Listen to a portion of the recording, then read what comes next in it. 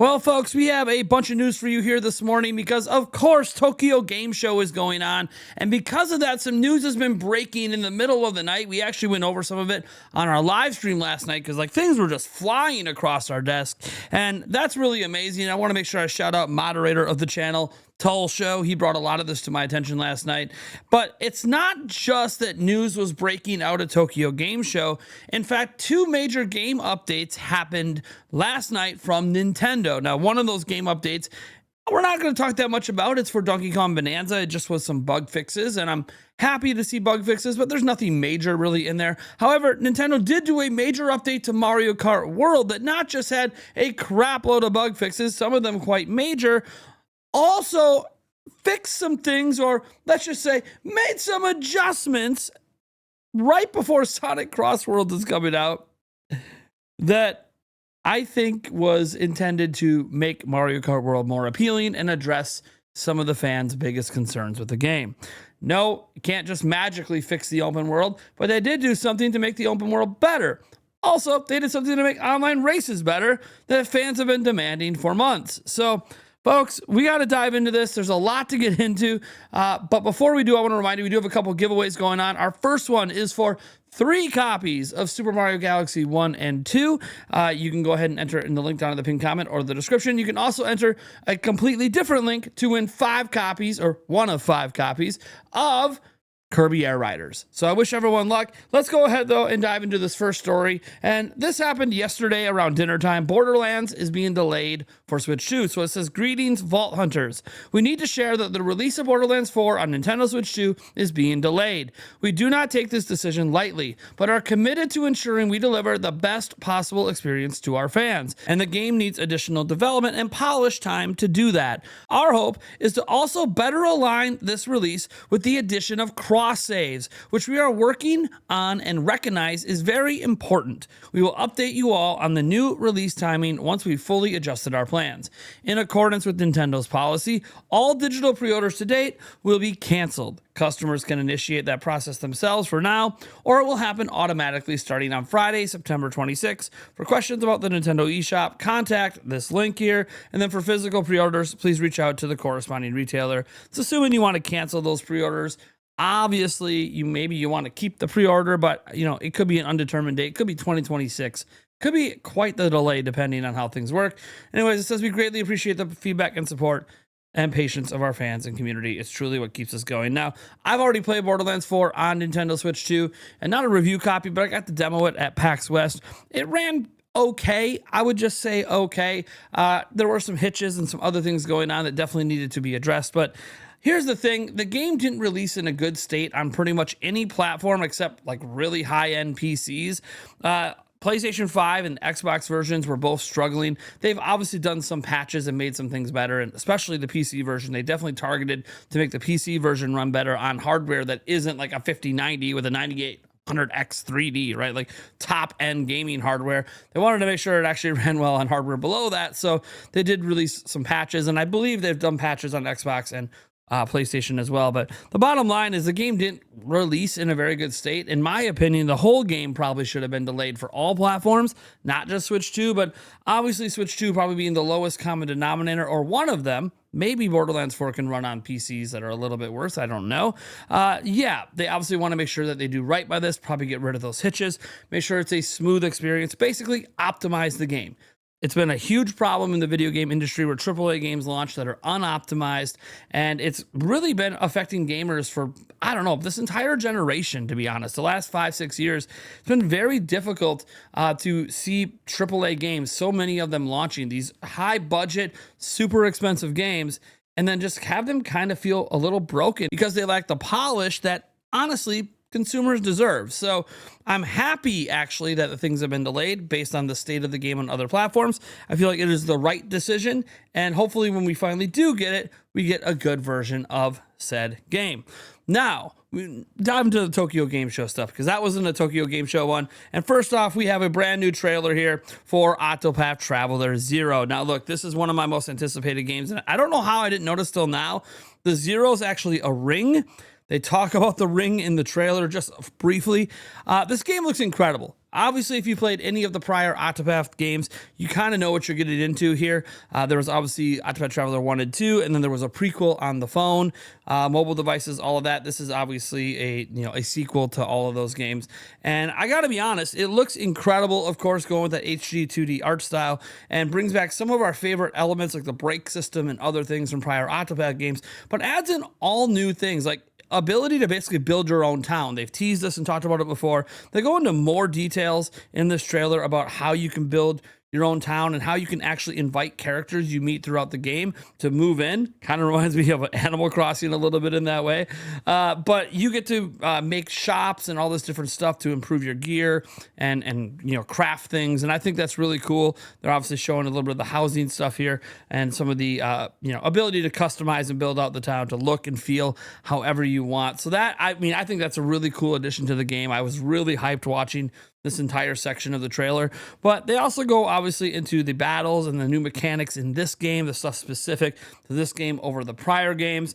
And I was really happy with what they had and what they're showing overall. This thing is really exciting. You can see the 8 character thing, which is at this point a staple of Octopath, Octo 8. You kind of get it. But it seems like it's got a really cool story, amazing fights. Everything's really lining up for this to just be the next step up, the next evolution of Octopath Traveler. Square Enix seems to really understand this IP that they created and the people that play it. And I'm stupidly excited for this game. Again, this game comes out, I believe, October 30th? Something like that. It comes out rather soon, so I'm really excited for it. Hopefully you guys are as well. We'll hop to the end here. It probably has the release date. I'm sorry, December 4th. That's right. It has a weird release date. Totally forgot about this. They were reminded of it last night. I can't believe I forgot. I guess I did sleep between then and now, and maybe I just didn't remember. But it is coming out on Switch and Switch 2. But the big thing here is it comes out the same day as Metroid Prime 4 Beyond. And I don't know about making that a release date, but it is coming to all platforms, so they have to consider not just Metroid Prime 4 Beyond. They have to consider all the other games that come on other platforms and that the game's ready to go. So while I won't be playing Octopath Traveler right away on the 4th because I'm going to be focused on Metroid Prime 4, it is something that once I'm done with Prime 4, I will be considering starting that or hopping in the Dragon Quest. Dude, I got so many different RPGs I need to get into, but it's okay. I'm excited for it nonetheless. Now, Square Enix wasn't done. They dropped a new trailer from Tokyo Game Show as well for The Adventures of Elliot. And this is one that's really cool because this one is a brand new IP coming in 2026, also using a bit of that 2D HD art style.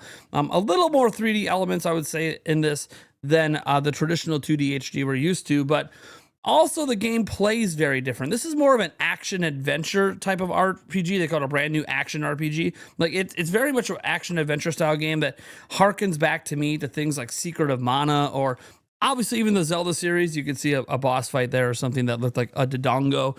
You can obviously see that it has inspiration from multiple different games from the genre in the past. And I'm really excited about it. Obviously, you play as the titular character, Elliot, running around. You can see jumping, you can see chess, you can see puzzle solving, you can see even a fairy. Again, very reminiscent of a certain Zelda game. You can see obviously live action combat and health bars and different weapon types and abilities. And look, all of this seems really, really good. Again, reminds me of some of my favorite games growing up and even some of my favorite games to this day, except it's a brand new adventure with its own unique stuff. Even some of the mirror puzzles there, shooting the laser around. Man, does that remind you of certain stuff in Zelda? Clearly, the devs here really like the Zelda series, but more than that, there's just a lot of different elements from different types of IP brought over into this game. I'm really excited about it. We don't get new games in this sort of art style like this very often. So The Adventures of Elliot, The Millennium Tales, it does arrive in 2026, and it's coming only to Switch 2. This one's not being made backwards compatible with the OG Switch. So this is just like Switch, PS5, Steam, Xbox Series. So happy to see that as well, because Octopath Traveler, while that's also going to be on Switch, they're not just sticking with that. They're going with something a bit more modern to do more things with this that maybe the Switch would have held back. Now, we have other announcements coming out of Tokyo Game Show, including a new Yakuza game, or shall I say an old Yakuza game getting remade and coming to Switch 2. Man, I'm really liking what's happening after I finally played Yakuza for my very first time with Yakuza 0, Yakuza, however you pronounce it, on Nintendo Switch 2. Did a whole video on that. Really exciting, and it makes me kind of look forward to, Yakuza Kiwami 1 and 2 that comes out very soon. Well, how about Kiwami 3? So Yakuza Kiwami 3 and the Dark Tides announced for Switch 2 launches in February 2026. So Sega isn't slowing down anytime soon when it comes to the Yakuza series. And with this in mind, Ryoga Gotoku Studio has today announced it's bringing Yakuza Kiwami 3 and Dark Tides to the Switch 2 and multiple other platforms next year. During the RGG Summit 2025, the talented studio confirmed this particular entry will be arriving on the 12th of February 2026, with digital pre-orders going live today. The physical version pre-orders to follow in the coming days. As mentioned on the official game description, the third entry originally made its debut on PlayStation 3 in 2009, and now it's been reimagined with cutting-edge visuals and modern technology. So it says originally debuting on PlayStation 3 2009, Yakuza 3 has been reimagined with those cutting-edge visuals and modern technology. This evolved edition brings Okinawa to life, featuring more intense battles, added cutscenes that bring depth to the story, and mini-games chock full of replay value.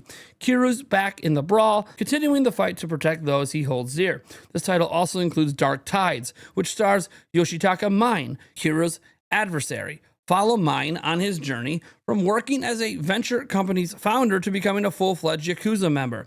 After losing everything, Mine sets off in an attempt to form a connection that would fill the void in his heart. Kazuma Kiryu and Yoshitaka Mine live in different ways.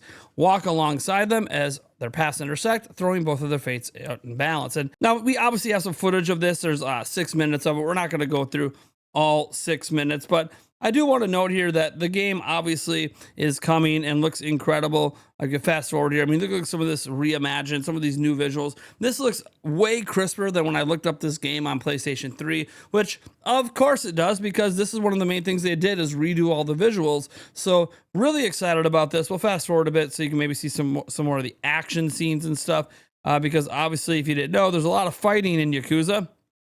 A lot of fighting. And that's what's really great about the game, is that the combat system is not something that I really experience in a lot of games. So as I jump around here, I just find the game to be really, really fun. So look, obviously I've never played this particular one, but also something that did confirm for this game that at least excites me.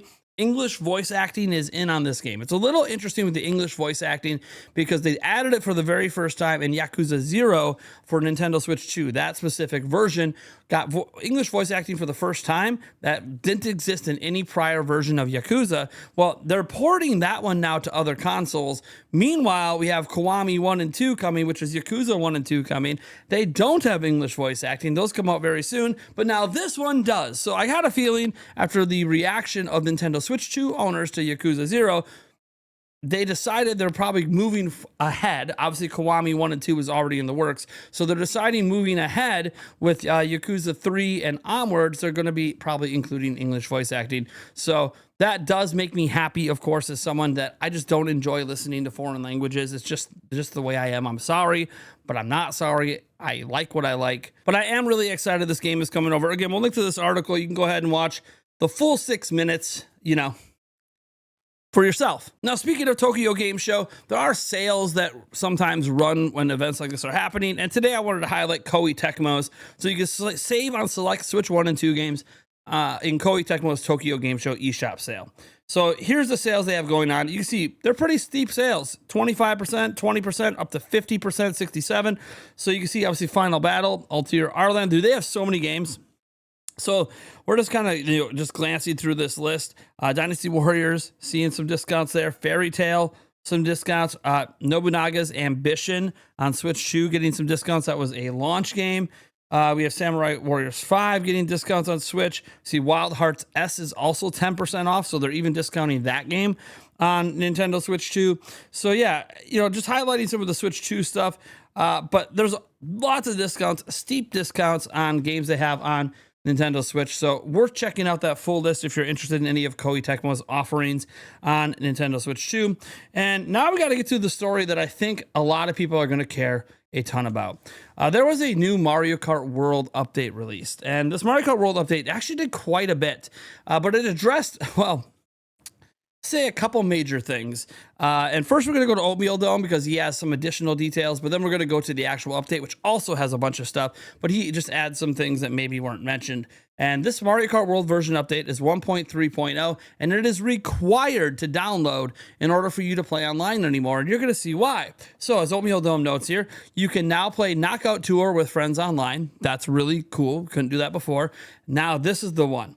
The frequency of 3-lap races online has also been further increased. In addition, the location of P-switches and Peach medallions now displays on the map in free roam. Oh man, this is going to make a lot of people really happy, but there's more changes. So let's go to the official update here. And as we scroll down here, we'll go to the general stuff here. It says you can now join friends in Knockout Tour. Again, he talked about that. Up to 2 players can now play free roam while waiting if the game was full when trying to join friends playing race, Knockout Tour, or battle in online play. The free roam map now displays locations of P-switches you've run over and Peach medallions you've obtained. You can now select a P-switch from the map and move to a location near that P-switch. In free roam, you can now transform into the character pulled into the UFO. If dash food in settings and controller sets it doesn't transform, then you will not transform. It is now easier to encounter UFOs in free roam. I like that change because I've only ever encountered one, and I feel like it should be more frequent, and now it is.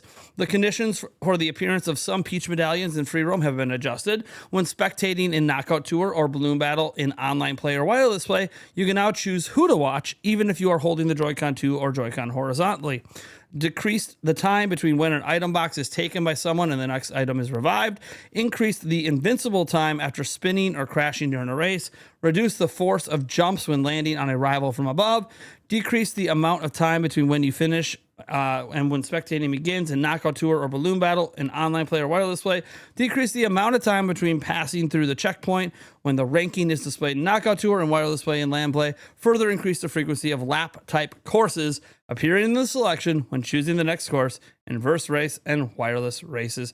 And again, they have all this stuff here, all these bug fixes they did. You guys can obviously check it out. They fixed quite a few bugs, made quite a few adjustments. But obviously the biggest update here is they increased the frequency of the 3-lap courses, and they obviously improved the free roam stuff with the map and all this. Look, guys, I'm really excited for this. I do think that this is going to make a big difference. I do kind of find it funny. Remember how I talked about how like Sonic Cross World Racing, they dropped that commercial taking pot shots at Mario Kart World, which harkened back to an old commercial where they did sort of a similar thing with Mario Kart back in the day. So like this is like a thing that like Sega has done consistently dating back to the 90s. So it was really a harken back to the console war days. And I kept saying like, what's Nintendo going to do in response around the time that Sonic Cross Worlds Racing comes out, which comes out this week, right? Some of you guys are already playing it. So like, what was the response going to be? I was like, oh, maybe jokingly they'll drop some DLC. Well, they didn't drop DLC, but instead they dropped arguably the biggest update to the game that fixes a lot of the complaints people had about the game, or at least